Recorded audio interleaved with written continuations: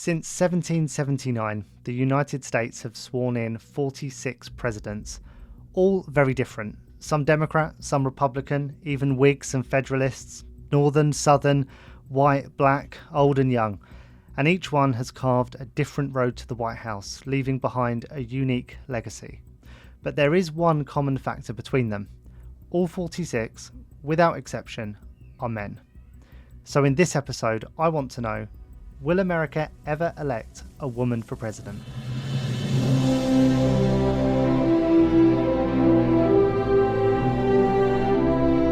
Welcome to America, a history podcast.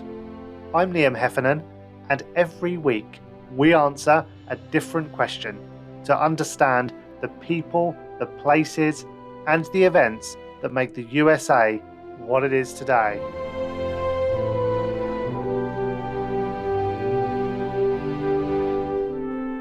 To discuss this, I am joined by Farida Jalalzai, Associate Dean for Global Initiatives and Engagement in the College of Liberal Arts and Human Sciences and Professor of Political Science at Virginia Tech.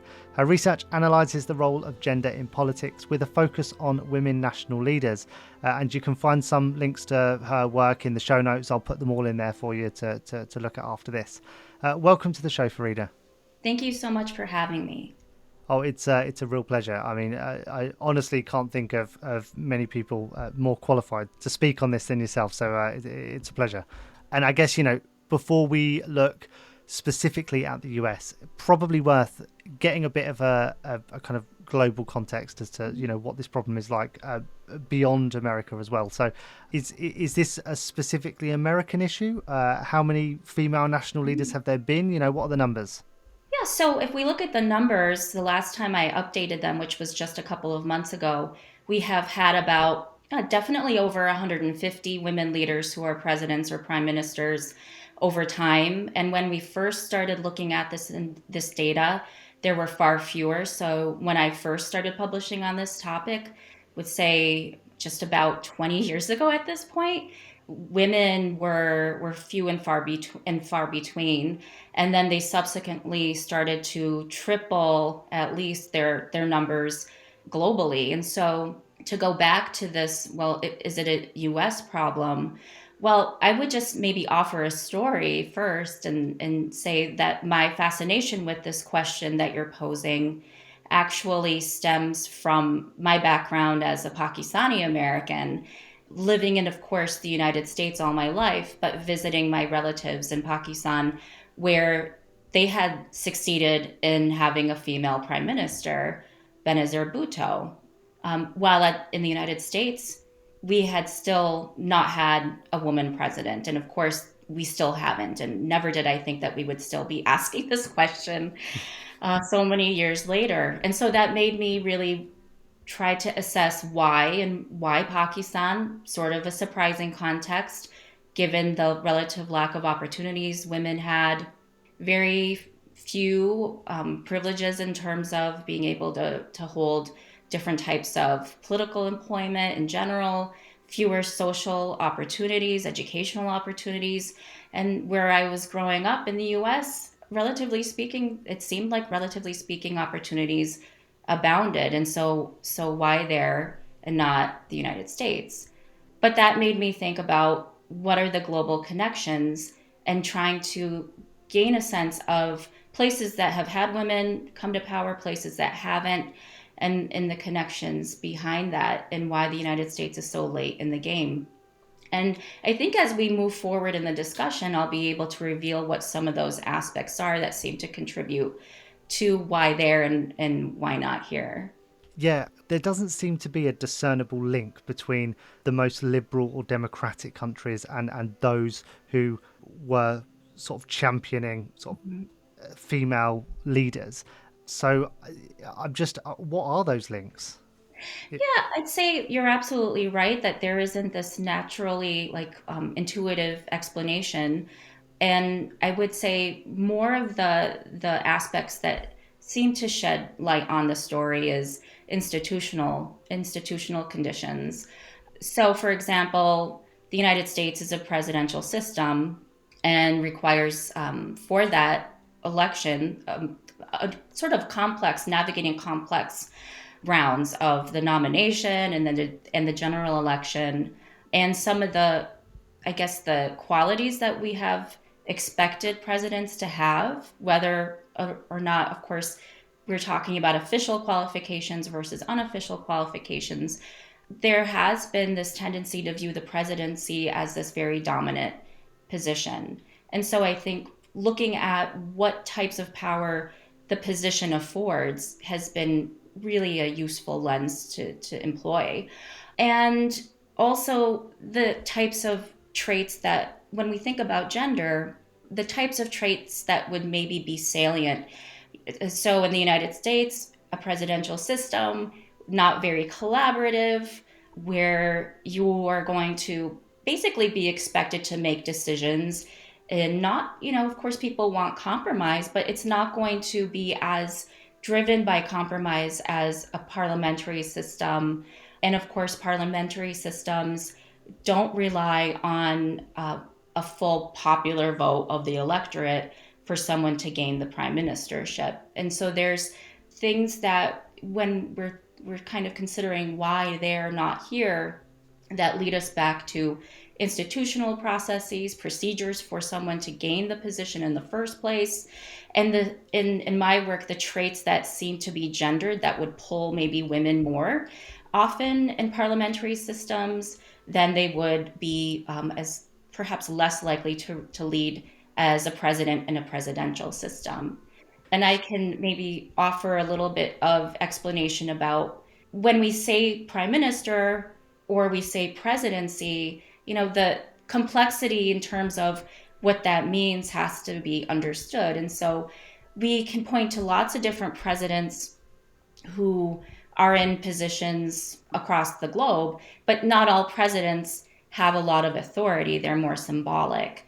So off the top of my head, I would say the presidency of Ireland, for example, or Iceland. And women have of course, obtained these more ceremonial posts. And when we think about the dominance of the presidency in the United States, not only in the system itself, the executive role in the system of the US is really important, but also globally, the president of the United States is, one of the top leaders, right?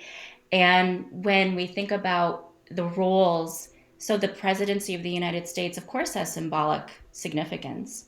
But when you analyze things like being the commander-in-chief of a nuclear power that's really pivotal on the world stage, I think that gets to some of the answers that you're seeking, though that's just the tip of the iceberg.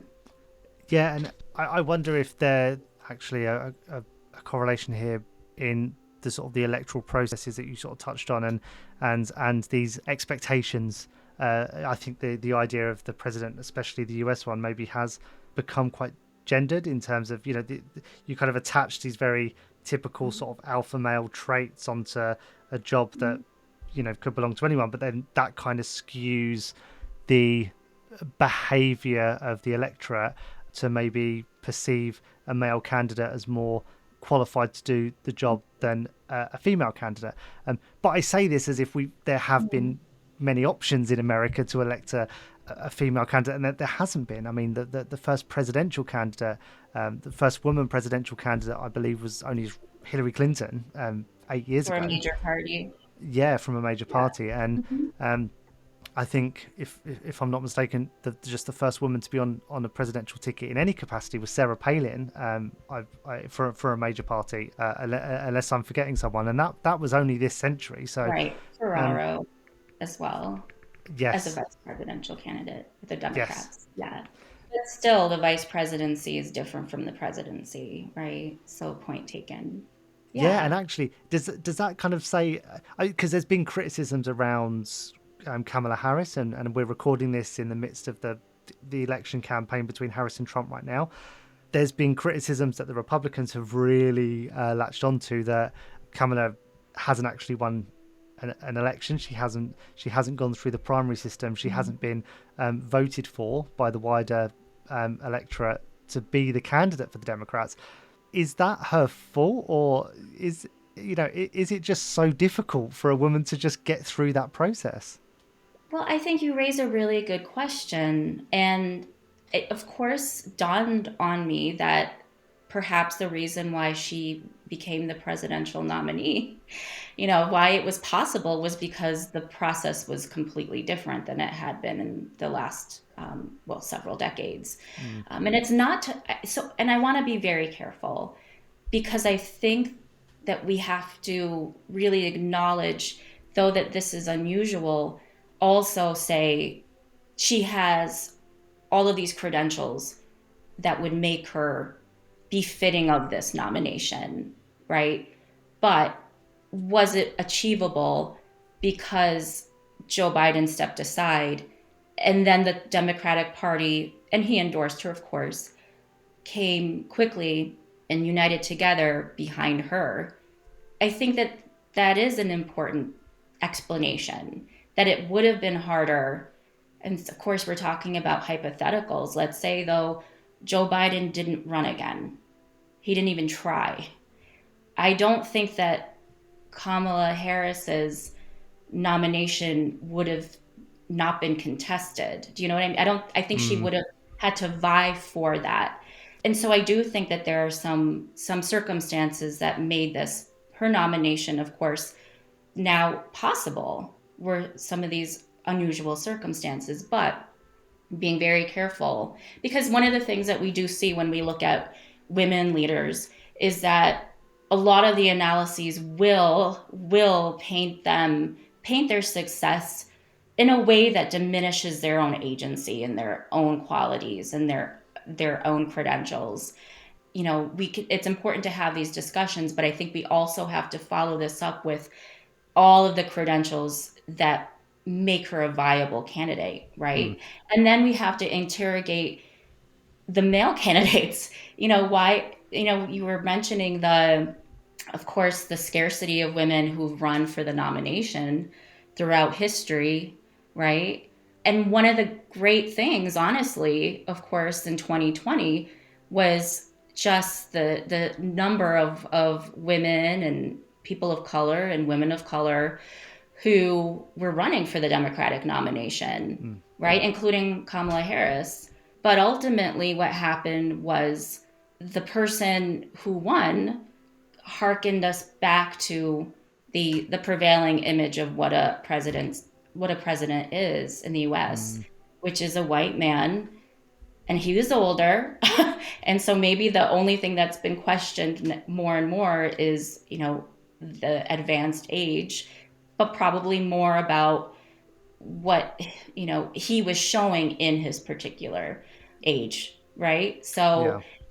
I can't help but say that we haven't gotten past these ideas of what a president is or should look like. And then if we were to talk about Hillary Clinton, and so she obviously, ran in 2008, and there was a wider field, and Barack Obama became the nominee. But in 2016, she, besides Bernie Sanders and one other candidate I can't even remember because he was not really viable at all, that was different too, because she, for what could have been a very open contest, the Democratic Party was very much behind just her nomination. So that, I think that's also unusual. But that in itself drew so much criticism because she was just being sort of attacked for just being the part of the system. Sort of essentially, she was Bill Clinton's wife who got her opportunities in politics from being the first lady and having those doors open to her because of her position as a wife. It's sort of there's this. She was always in some way kind of just defined by the fact that ultimately, she wouldn't be where she was if she hadn't married Bill Clinton, right?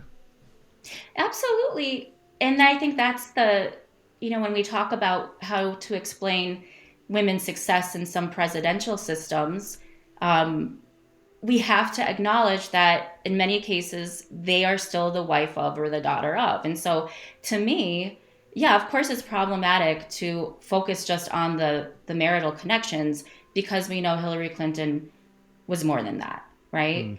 But I'm also not surprised that of all the women who could have become the first major party nominee for the presidential race in the United States, I'm not surprised it was a wife of, Mm. right? It's just how things unfortunately seem to play out, on a global scale. And I'm not, of course, I know men also benefit from these family connections. Let's be honest. They have benefited over and over again. But we have to recognize the continued obstacles that women face if that's a prevailing pathway for them in certain areas of the world. And then in addition, well, it's not always an asset, right? It's not, it's your family connections may be a burden. Mm. And anybody could have told you that Hillary Clinton and Bill Clinton are very polarizing figures. So, right, to say the least. So, hypothetically, Kamala Mhm. Harris wins in November, and I guess many people listening to this may already know the outcome of the election. But let's assume Kamala wins.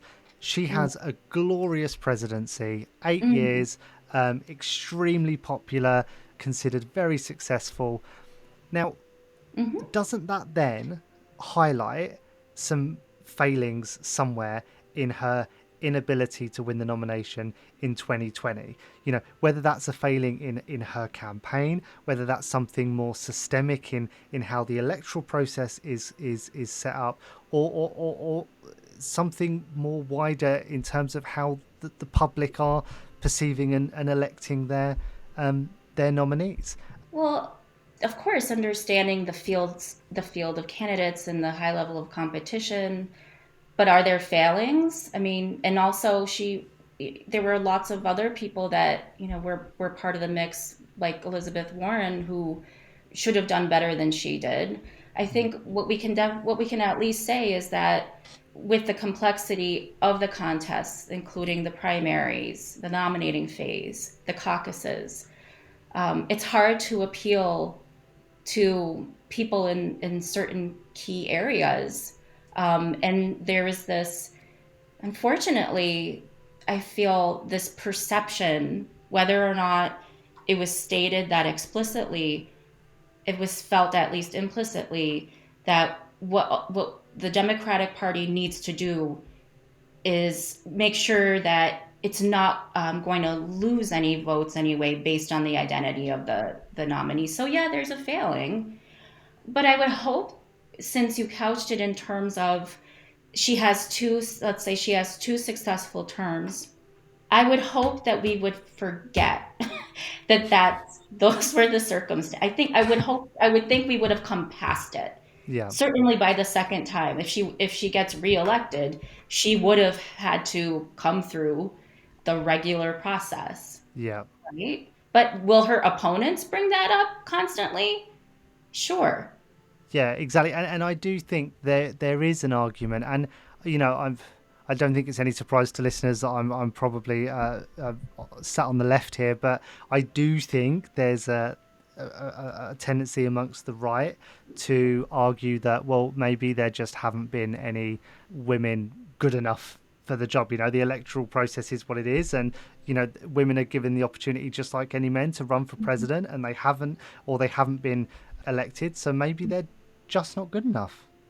No, that's wrong. And we know it's wrong because, of course, we have to talk about the pipeline issue. We wouldn't be doing a service to the listeners if we didn't recognize that there is a gap in terms of who's the policy leaders in the United States. We are kind of middle of the pack globally when it comes to the percentage of women in Congress versus other parliaments, but we've gained some ground. I want to say off the top of my head that in 2016, when Clinton was running, 20% of Congress was comprised of women. Now it's almost 30%. There's twice as many governors that are women now than had been in 2016. There are plenty of qualified women who would be more than competent to run and win and be a president of the United States. But there is a pipeline gap that's becoming less and less wide. We have to talk about recruitment. Are women as likely to be recruited as their male counterparts? And I think we're seeing improvement on that front too, but we also know that there are some biases. And then in addition, we also know that women, it's not just also in their heads, honestly, but they feel that they have to have all of the qualifications to even try, right? The gap in political ambition, some of that is attributed to perceptions that that even if you have an incredible resume, you're going to be judged more harshly than a man. I mean, I'll ask you a question. Do you think there could have been a woman in the United States who had zero political experience, who, so of course, Donald Trump, zero political experience, he's from the business sector, not a very successful person in business objectively. Is that something that's tenable for women to begin this kind of presidential bid and not have these pages and pages of qualifications? I don't think so. Yeah, I agree. I think, as you were talking, I was thinking, could there ever be a sort of female equivalent of Donald Trump? And I just don't see how the American political system would tolerate that. And I think therein lies the kind of the sort of gender disparity, really, because how can Trump have been allowed to become president? And of course, the rules are that he's eligible, as is anyone. But the fact that he was given a platform and he's been able to keep that platform and build a base of sort of 70 million voters is just not something that I can ever imagine a woman being able to do. And that's it's a judgment on the American people in that they're so much more willing to embrace Trump because he's a man. Well, and I think in the United States, we still have these ideals when it comes to who the perfect president and the perfect presidential family will be. And in many ways, he defies those trends.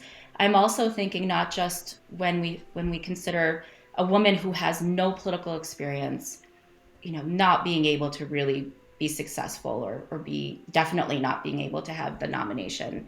I think about how we're very, I think, old fashioned in some ways compared to our, countries around the globe, where would a woman here in the United States be able to be married, 3 times, 4 times, have kids with multiple people? And so somehow, and I don't want to say that in this judgmental way. I'm just recognizing the double standards.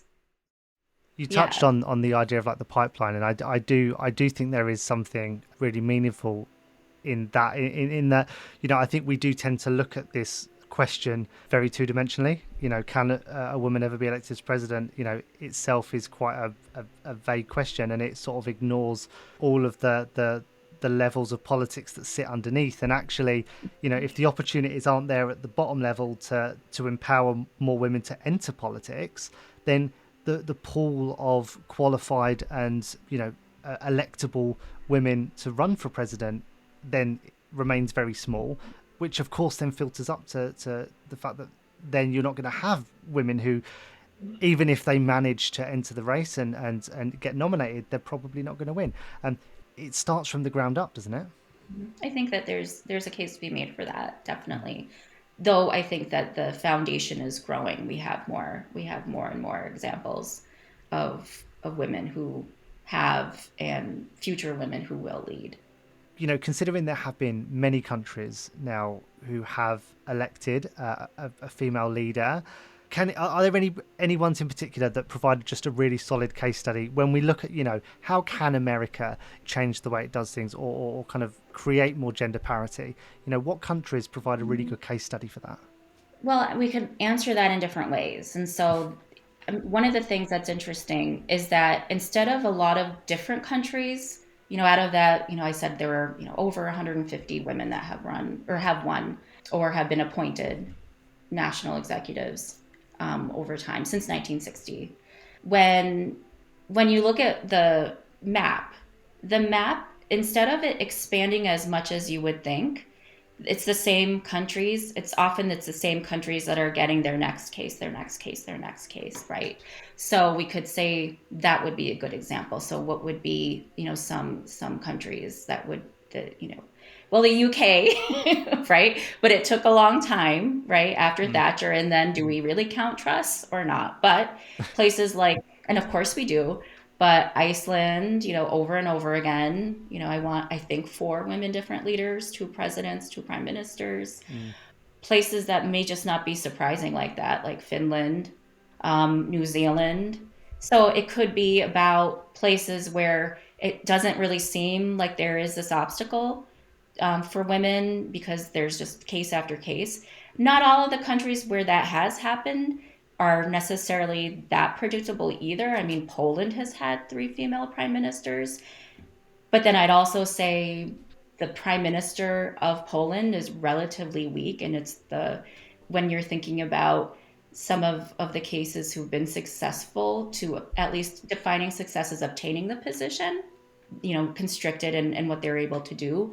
We could define it by, are women who are coming to power different from their male counterparts? And when we say something about that, pulling apart really what those meanings are. So, I mean, I can talk about a few cases and give you some background on why I think they're good case studies. I mean, if you're thinking about dominance on the world stage, I mean, Angela Merkel would be a good one. I mean, Mm. definitely on the European stage, someone who was chancellor for 16 years, who I think gained a lot of respect by people from across the political aisle and from people across the world. Very strong, but very, so, in terms of, just she's someone that had these traits that, when you're thinking about typical stereotypical traits, we'll say, women have struggled with being seen as strong, but someone who has that strength, but also has that balanced with really being able to think problems through and not just act, but to gain some sort of expertise in an Mm. area. You know, she's someone that comes to mind. Do you think though, and sorry to interrupt, but like when you No, look at the case of like Angela Merkel, I would agree. I mean, 16 years is by anyone's standards a strong stint in charge. mhm. So she must have done something right. And you're right. She was an incredibly sort of powerful figure on the European stage. But when you look at a figure like Merkel, she almost like, and I don't want to be sort of Mm, seen to be judgmental, but I feel like there's been very conscious decisions in how she presents herself, in mhm, almost a slightly more masculine way, and I mean that in terms of, she keeps her hair short, she wears suits, pantsuits, there's these little touches that, mhm. I feel like the role is still seen as a masculine one, and she's kind of lent into that very smartly in how she's presented herself to sort of fit that role. I mean, is there maybe something to that? Well, and I think you're right, but I think it's very contextual too. But I think that there are more and more examples of women leaders who do wear, what they want and have changed the face of leadership. But maybe she was more constrained Mm. because of whether party dynamics or system dynamics, European system dynamics. Absolutely. But we're still at this point in time where we don't question as much men's choices when it comes to fashion or hairdos. Not like we don't. I mean, I remember the beige suit controversy of Obama. But yeah, I think that, yeah, there's a delicate balancing act. But I think Merkel is, pretty complex, overall. But then we can go back to some of these other stereotypes of her that aren't very masculine, where, I mean, she had the nickname of Mutti. I'm probably butchering the pronunciation of that, in some ways, with the type of leadership that she had during crisis times. And that's also going back, though, to these maternal traits of, like, being, warm and caring. So, yeah, in many ways, I would agree with you. if we were to talk about someone who's also complicated, like, and when you say case studies that are interesting or good case studies, I do think it's the ones that make us think about things in a complicated way too. So Ellen Johnson Sirleaf of Liberia is one that comes to mind. And I'm not, here saying these are the best examples of leadership that there are. They're more complicated ones that show the complexity, I guess, of gender and leadership. Mm. But someone who had two terms in Liberia brought essentially a long-lasting peace in the country. But I think that also works with different stereotypes that we have of women in power, of being more peace-driven, but someone who was also very, very strong, someone who wasn't soft, and of course made mistakes and wasn't probably was more popular internationally than she was in Liberia. Mm. But we could think about Jacinda Ardern, who has become, or really became internationally known for the different way of her leading a country in terms of just providing an example of someone who wasn't afraid to talk about things in an empathetic way. And we know empathy, that trait, is really important in leadership or good leadership. So I will say, I think that is an aspect of good leadership, is empathy, being able to put yourself in people's shoes that you're leading, especially when you're leading through crisis after crisis after crisis Mm. in New Zealand, but also humanizing the role of the prime minister, that I think in many times, and me in academia and leadership too, there's this pull to, not talk so much about your personal life or your children, but making it okay to be a complete person and showing the humanity. I think I'm not going to say that that's something that only women can do or have done.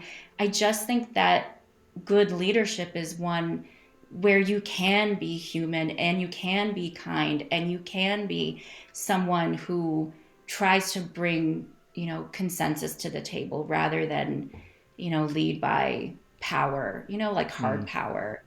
And men who do this can also be good models of leadership.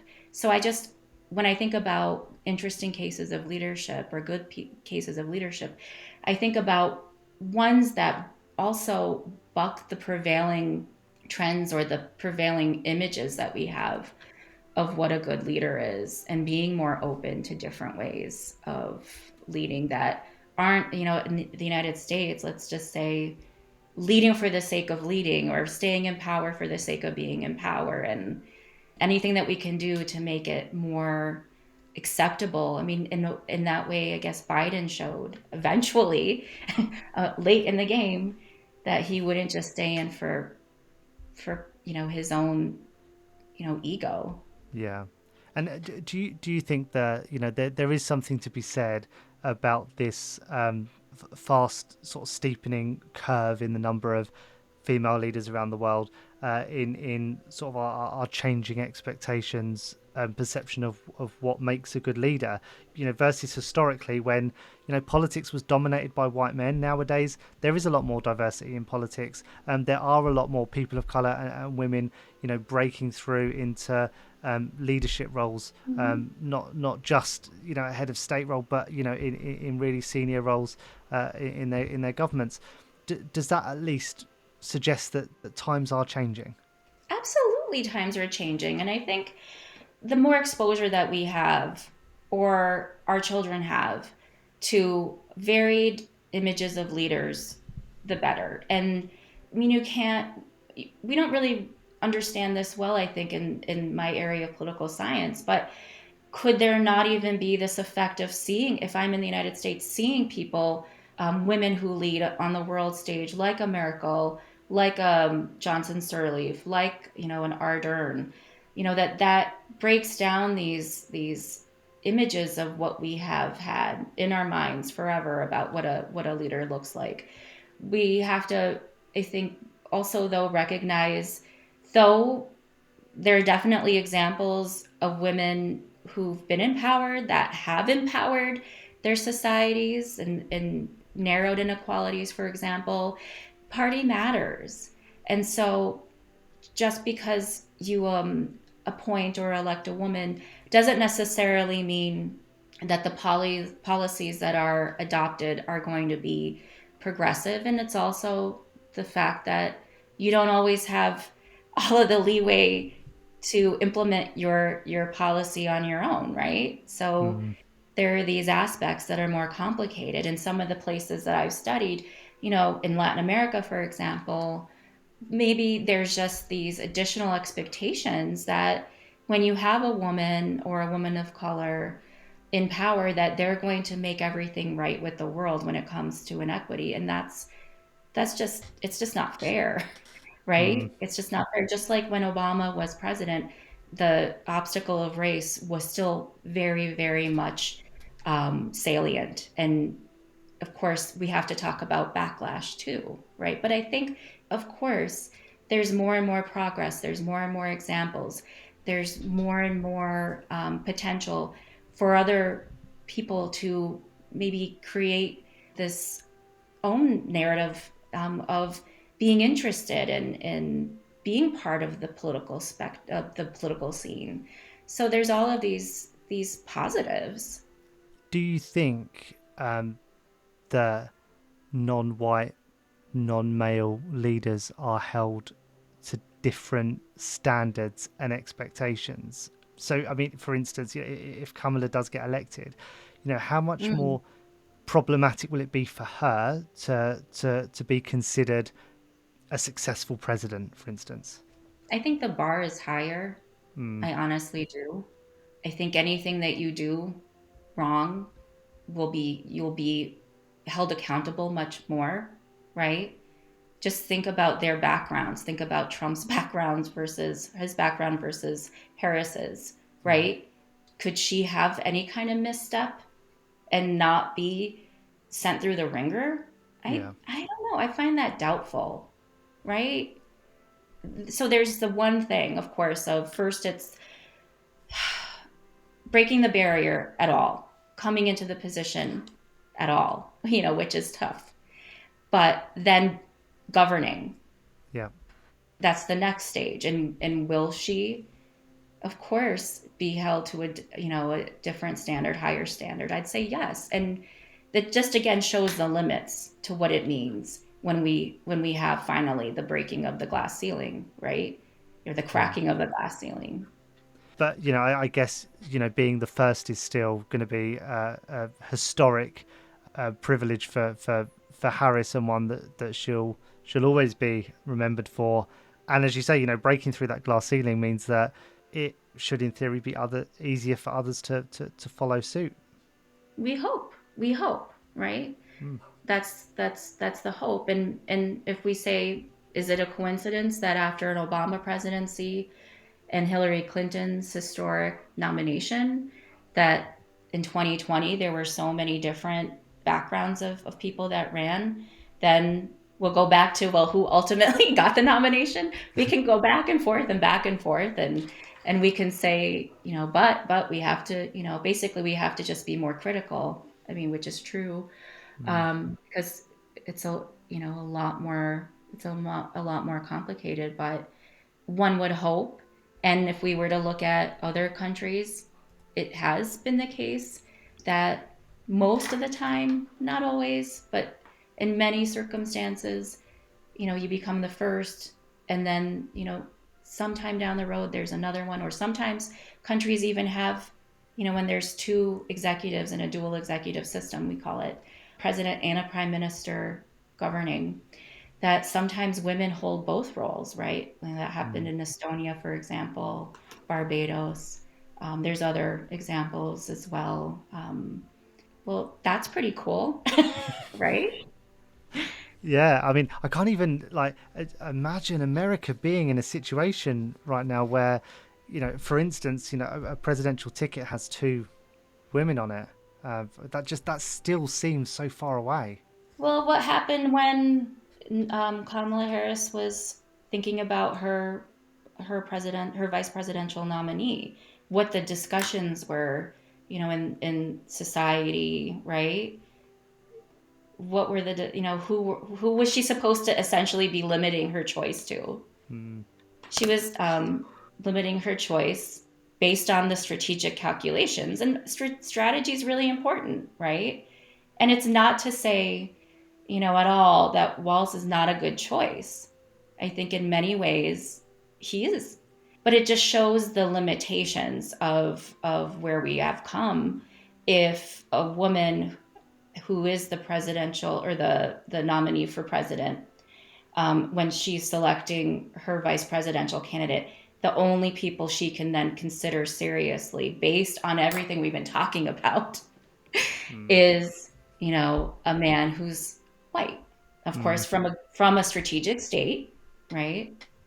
It shows the limits. And so, are we anywhere close to being in that position? I mean, I would say no, but anything could happen, and maybe Kamala Harris presidency makes us less afraid of that, right? Absolutely. And I think on that optimistic note, I think we should probably wrap up this conversation. Though it feels like we've still got so much to unpack there and talk about, and Yeah, I'm sure probably going to be reason to get you back on the podcast to talk more about that, especially if Harris wins. yeah, Even if she loses, I think either way, yeah, there's conversation. absolutely. But Ian, I want to make sure I answer the question that you had. Will Of America course. ever elect a woman president? Yes, and Harris stands a good chance. Yeah, I do wonder if Harris doesn't win, though. What is it going to be like? One step forward, two steps back. So you're very much like I am in terms of personality, I think. And so I'm usually the one that will backtrack and say, but I was trying to end things on a very optimistic note. Sorry.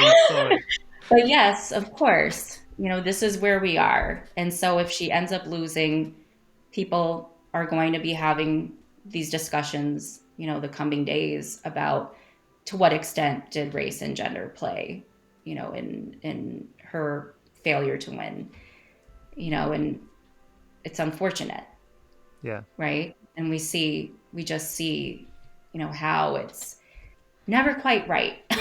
So Yeah. Well, I guess the next 70 days or so is gonna be pivotal, not just for this election, but probably for US political history and the future of it. So we'll mhm. see how it plays out. Yeah, Thank you very much, Farida, for joining me for this discussion. And yeah, I'm sure there's going to be many more conversations to be had about this. And if anyone listening to this show wants to find out more, we've left some useful links in the show notes. So do check out those and get in touch as well if you do want to discuss this anymore. But Farida, if anyone wants to connect with you, where can they do that? they could do that on Twitter and LinkedIn, and they can search my name, Farida Jalalzai. I should probably spell it Farida Jalalzai. Wonderful. Thank you. And you can find me on X via This Is The Hef and on LinkedIn as well. And if you enjoy the podcast, do just take a few seconds out of your day to leave us a rating and a review wherever you're listening to this, and give us a follow as well so that all future episodes appear in your feed. Thank you very much for listening, and goodbye.